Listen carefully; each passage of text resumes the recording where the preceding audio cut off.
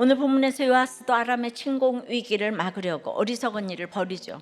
하나님께 구별하여 드린 모든 성물을 하사엘에게 보내는 거예요.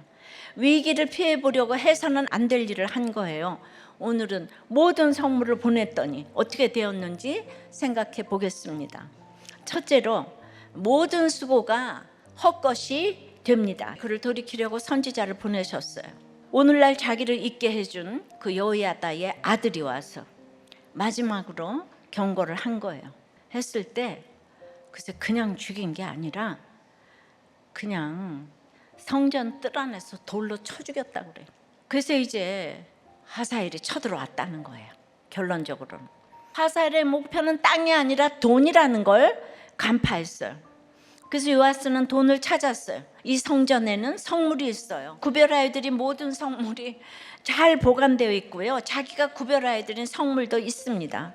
그 밖에 백성이 헌물로 드린 은과 금도 있었어요. 그래서 그 모든 성물과 모든 금을 하사엘에게 보냈어요. 결과는 예상대로 하사엘은 예루살렘을 공격하지 않고 떠났습니다.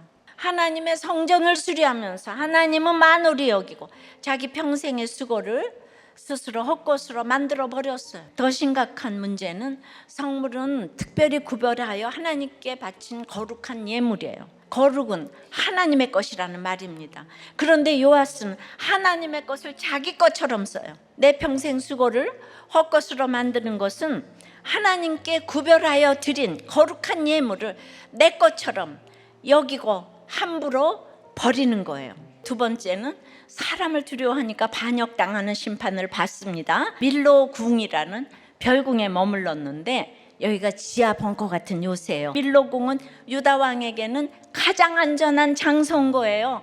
여기가 무너지면 나라가 망하는 거예요. 그런데 저기 다 물러간 상황에서 요아스는 이 안전한 밀로궁에서 가장 신뢰하는 신복 두 사람에 의해서 죽임을 당했어요. 사람은 믿음의 대상이 아니잖아요.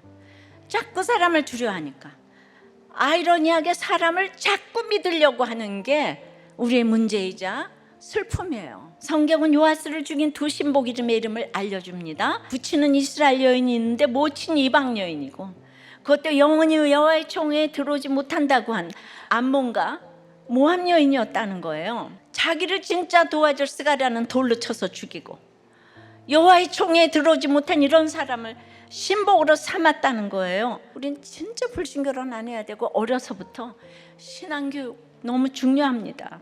하나님 우리 삶에 주신 것들을 함부로 여기는 것, 특별히 우리 생명 자체를 가벼이 여기고 저주하고 생사도 우리 뜻대로 결정하려는 것은 전부 성물을 떠나보내는 죄악이에요. 이 땅에서 버릴 것은 아무것도 없어요. 셋째, 그래도 하나님이 구속사를 이어가십니다. 요아스 인생은 정말 파란만장했습니다. 죄가 크고 심판이 무겁지만 덮어주시고 그냥 그의 아들 아마샤가 대신하여 왕이 되었다고 평범하게 마침표를 찍어주시는 은혜를 보여주셨어요. 그의 아들이 왕위를 이어가게 해주시는 이유는 다윗의 후손에게 항상 등불을 주시겠다고 하나님이 약속하셨기 때문이에요. 우리들의 구원은 행위나 공로가 아닌 거예요. 스가랴는 너무 불쌍하고 요아스는 40년 동안 왕노릇해서 너무 부럽고 이러시면 안 되는 거예요.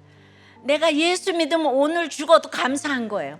스가랴 역할이 있고 요아스 역할이 있고 여호야다 역할이 있는 거예요. 그러므로 오늘 내 삶에서 떼어내고 싶은 것, 버리고 싶은 것, 멀리 보내버리고 싶은 것이 있더라도 보내면 안 돼요. 우리가 하나님의 성물이기 때문이에요. 우리 전부를 하나님이 성령으로 거룩하게 하시며 천국까지 인도해 가십니다. 내 삶을 버리고 싶은 그 마음이 하나님이 천하보다도 그 귀하게 여기며 사랑하시는 내 인생 모든 성물을 버리려는 배신인 거예요. 교회에 붙어만 계십시다. 주님이 거꾸로 안고 지키시며 회복시켜 주실 줄 믿습니다. 우리가 거룩한 주님의 성물, 성도이기 때문이에요.